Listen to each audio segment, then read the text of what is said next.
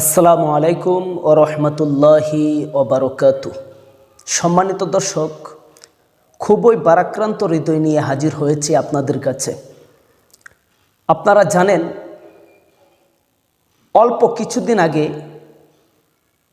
আল্লামা মুস্তাকুন নবী কাসেমি হাফিজাহুল্লাহ হাকিমুন নফস তিনি ভণ্ডদের বিরুদ্ধে একটি কথা বলেছেন যে খাজা বাবার নাম দিয়ে যারা ব্যবসা করছে, খাজা বাবার ভুয়া মাজার তৈরি করে যারা মানুষকে ধোঁকা দিচ্ছে, ওই সমস্ত ইসলাম বিদ্বেষী শিরকপন্থী ব্যক্তিদের বিরুদ্ধে মুস্তাকুন নবী কাসেমি ওদেরকে ভুয়া বলেছেন। আর এই বিষয়টাকে সাপোর্ট করতে যে একটা শ্রেণী আমাকে আল্লাহওয়ালা বিরোধী, আল্লাহওয়ালা ব্যক্তিদের প্রতিদ্বন্দ্বী হিসাবে দাঁড় করাচ্ছে।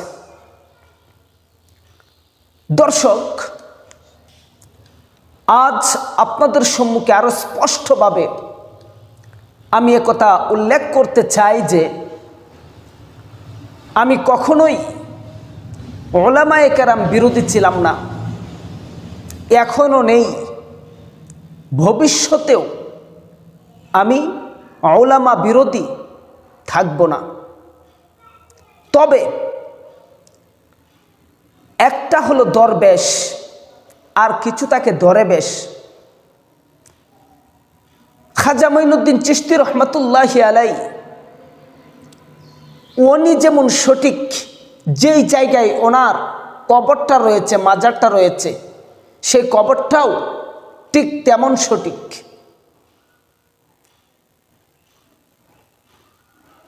আশরাফ আলী থানভী রহমাতুল্লাহি আলাইহি উনি যেমন সঠিক, যে জায়গায় ওনার কবর রয়েছে সেই জায়গাটাও তেমন সঠিক।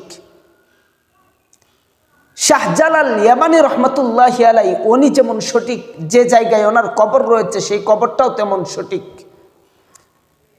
ইরাকের মাটিতে শুয়ে আছেন বড়পীর আব্দুল কাদের জিলানী রহমাতুল্লাহি আলাইহি উনি যেমন সঠিক, ওনার মাজারটাও তেমন সঠিক।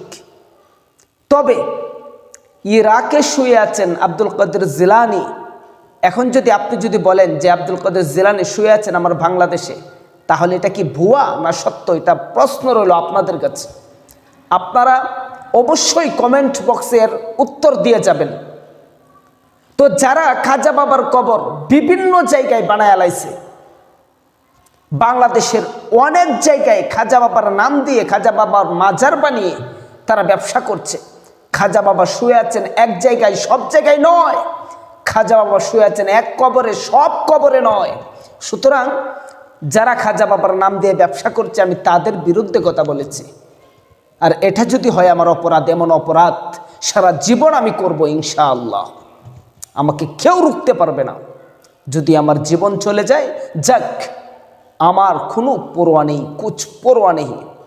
আল্লাহর জন্য আমি নিজে মরতেও পারি, আল্লাহ তাআলার জন্য আমি কাউকে মারতেও পারি। আর এটার নামে হলো প্রকৃত ইমানদারের মুসলমানিয়াত। আল্লাহ পাক রব্বুল আলামিন আমাদের সবাইকে সহিহ বুঝ দান করুন, এবং আমার কথার সাথে যারা একমত রয়েছেন অবশ্যই কমেন্ট বক্সে দেখা হচ্ছে তাদের সাথে।